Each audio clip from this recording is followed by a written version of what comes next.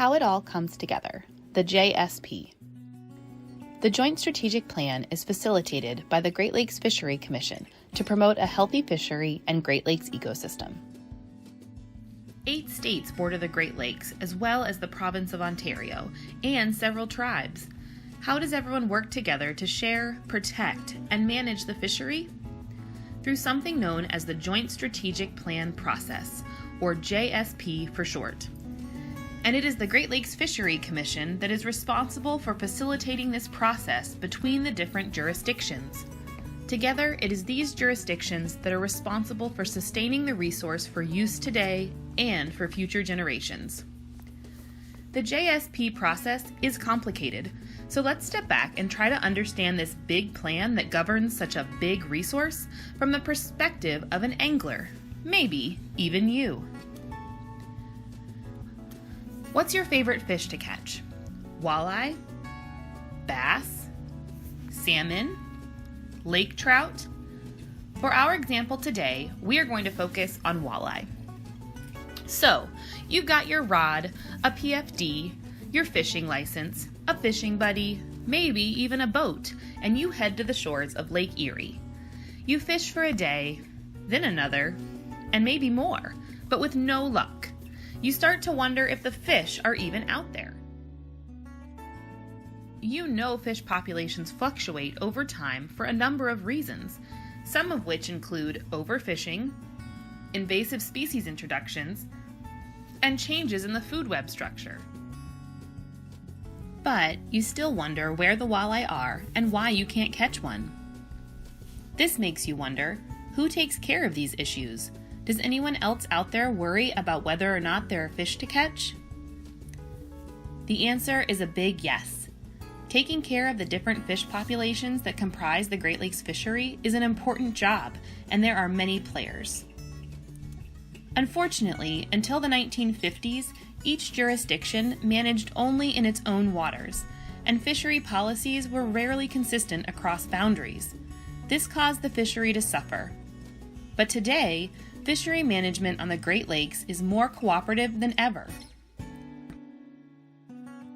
To ensure cross-border collaboration, the 8 states that border the Great Lakes, the province of Ontario, 3 U.S. intertribal agencies, and several federal agencies have all signed a Joint Strategic Plan for Management of Great Lakes Fisheries, a non-binding agreement through which fishery agencies commit to cooperation, consensus, strategic planning, and ecosystem-based management.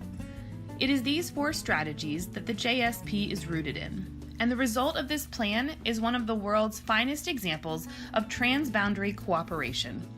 The resource and the millions of people who use it benefit from this unique and effective intergovernmental commitment.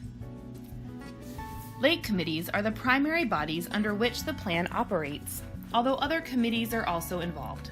The Great Lakes Fishery Commission first formed lake committees in 1965 to provide a place for information sharing among agencies. When the Joint Strategic Plan was signed in 1981, the lake committees became the plan's action arms.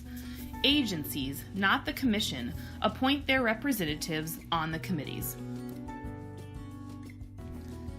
Who is part of a lake committee?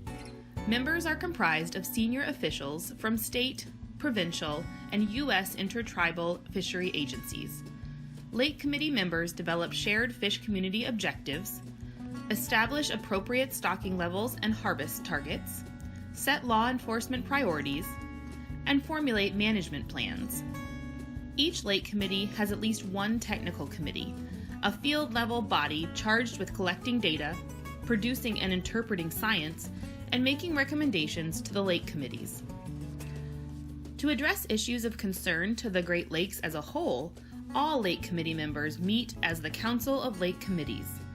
Through the Joint Strategic Plan and the Lake Committee structure, agencies have worked together for decades to manage the Great Lakes fishery in the most cooperative, effective manner possible. So, those walleye in Lake Erie you are worried about?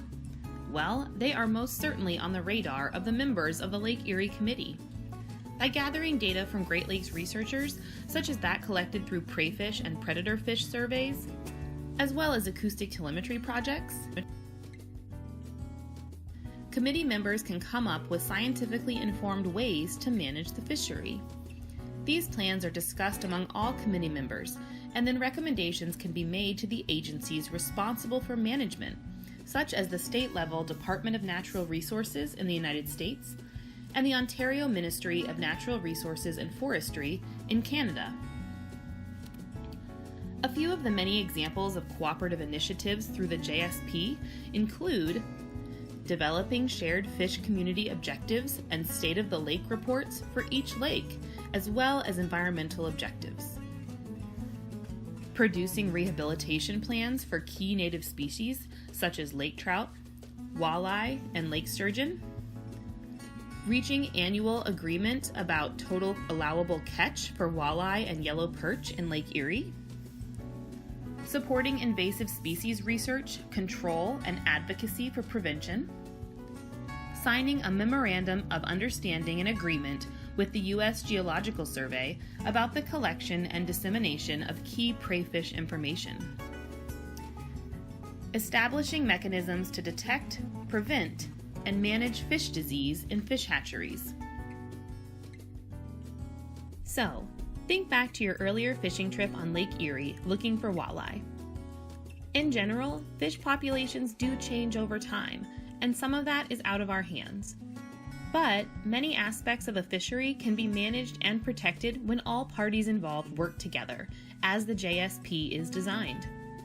According to a recent report from the chair of the Lake Erie Committee, the walleye fishery is still on the rise. So, after all of that wondering, it turns out you just need to get back out there and try again. As many of us would admit, a bad day fishing is better than a good day doing just about anything else. Good luck catching the big one next time.